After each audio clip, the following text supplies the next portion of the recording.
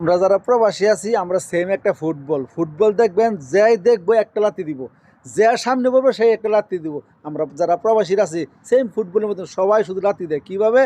বাজারে যাইবেন, একজন প্রবাসী বাজারে যাইবো, অটোতে উঠলে কবো বিদেশি আসছে 10 টাকা ভাড়া, 20 টাকা দাও। একটা মাছ কিনতে যাইবো, ছোটো মাছ থেকে বড় মাছ ধরায় দাও।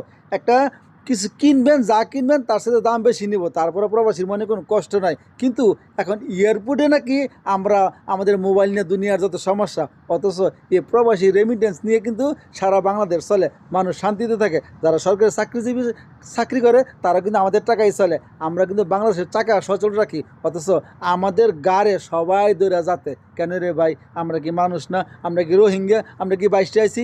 আমরা যারা আমি 20 বছর ধরে বিদেশ করি, কেউ আছে 30 বছর, কেউ আছে 40 বছর, আমরা দেশের জন্য কিছুই করি নাই। আপনারা 2 দিন পরে পরে নিত্য নতুন আইন করবেন, এটা করা যাবে না, ওটা করা যাবে না, এমনি করা যাবে না, তমনে করা যাবে না।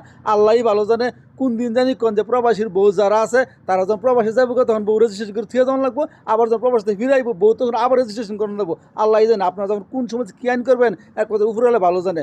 দয়া করে প্রবাসীর কষ্ট দিন না। প্রবাসীরা যেই কষ্ট করে উপরে আল্লাহ একজন আছে, উপরে আল্লাহ একজন আছে, একমাত্র আল্লাহ জানে প্রবাসীর মনে যে কত কষ্ট।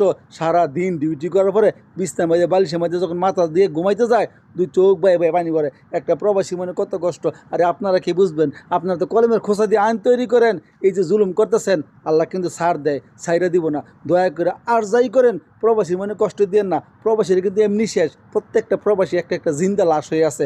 প্রবাসী মনে কষ্ট যদি শুনতেন চান, যার ঘরে প্রবাসী আছে তার বাড়ি থেকে একবার খবর নিয়ে দেখেন, একটা প্রবাসীর সাথে কথা বলে দেখেন, তাহলে বুঝতে পারবেন প্রবাসীর মনে যে কী কষ্ট আছে। শুধুমাত্র প্রবাসীর কষ্ট যারা প্রবাসী আছে তারাই বুঝে, অন্য কেউ বুঝবেও না আর বুঝতে চাইবেও না, কারণ সবাই নিতে জানে, কেউ কিন্তু দিতে জানে না। ঠিক আছে, সুখের ভাগিদার সবাই হয়, কিন্তু কষ্টের ভাগিদার কেউ হইতে চায় না, এটাই স্বাভাবিক।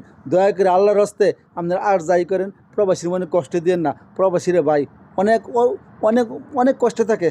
প্রবাসের জীবনটা বড় কষ্টের জীবন। আমি 20 বছর ধরে আছি, কত কত মানুষ 30 বছর আছে, 40 বছর আছে, এমনকি আরও বেশি আছে। শুধুমাত্র দেশের জন্য আছে, শুধু ফ্যামিলির জন্য বিদেশ করে তা না, দেশের জন্য বিদেশ করে। প্রবাসীর টাকায়, প্রবাসী রেমিটেন্সের টাকা কিন্তু দেশের টাকা সচল থাকে। দয়া করে আমাদেরকে আর কষ্ট দিয়েন না। আল্লাহর রাস্তায় আপনারা আমাকে একটু শান্তি দিবেন। আপনারা কিন্তু ইচ্ছা করলে প্রত্যেকটা প্রবাসীরে একটু হলে শান্তি দিতে পারেন। কেমন? আমার কথা কেউ মনে নেবেন না, আমি কোনো কিছু মেন করে বলি নাই, শুধুমাত্র প্রবাসীর কষ্টের কথা। আমি একজন প্রবাসী, প্রবাসীর কষ্টের কথাগুলো তুলে ধরলাম।